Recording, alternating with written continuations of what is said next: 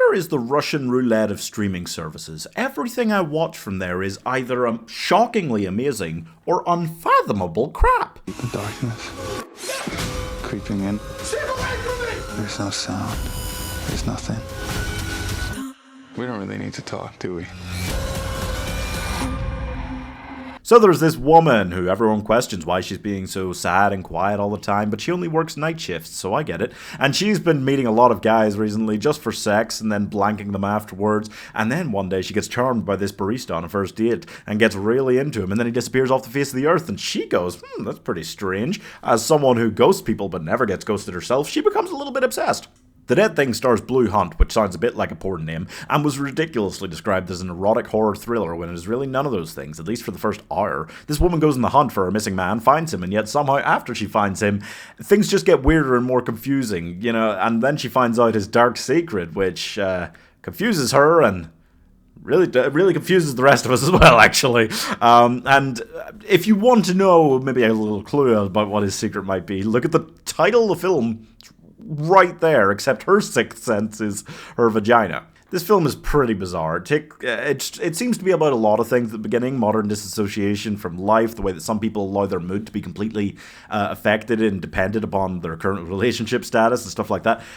And it was interesting in doing that, but it was a little bit dull. It was very slow burn. And then it just abandoned all of that for some different stuff so it could have a more exciting third act. But in doing that, it really feels like it fell off every theme it was trying to build up.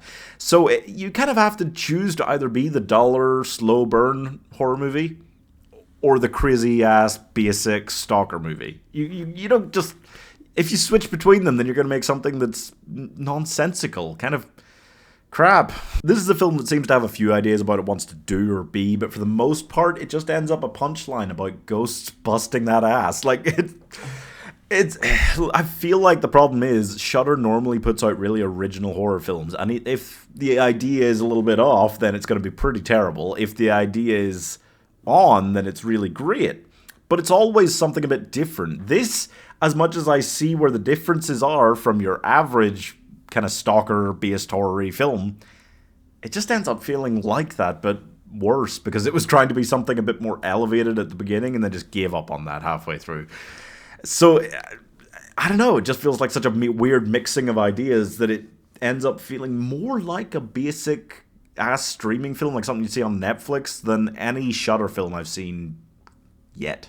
Overall, this is a hard swing and a miss from Shudder. I appreciate that it was at least a bit of a swing and it wanted to try and do something a little bit different, a little bit weird, but the first act is dull, the second act is confusing, and the third act it's just such a departure from what's come in the first hour that it's too little too late, because it does actually start to ramp up kind of, it's not so much of a horror, but thrilling aspects, and the eroticism starts to be a little bit more something, but honestly, for being a film that was willing to take these risks and do these things, it feels a lot more like one of those like Netflix stalker thriller PG-13 style films that's really sanitized and doesn't try to be anything different or interesting. It feels a lot more like those than it would like to be.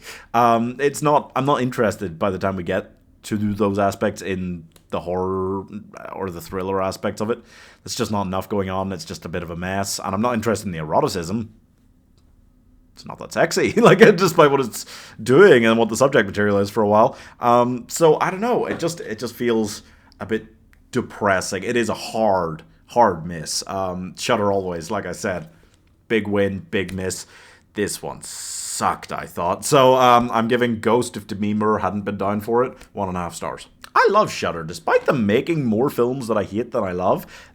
It's just the consistent way that they do take these big swings on original ideas instead of just making, because they could just do like the Hallmark equivalent of horror movies constantly, and they don't churn that sort of stuff out, and I love that. It's the modern day Twilight Zone in there.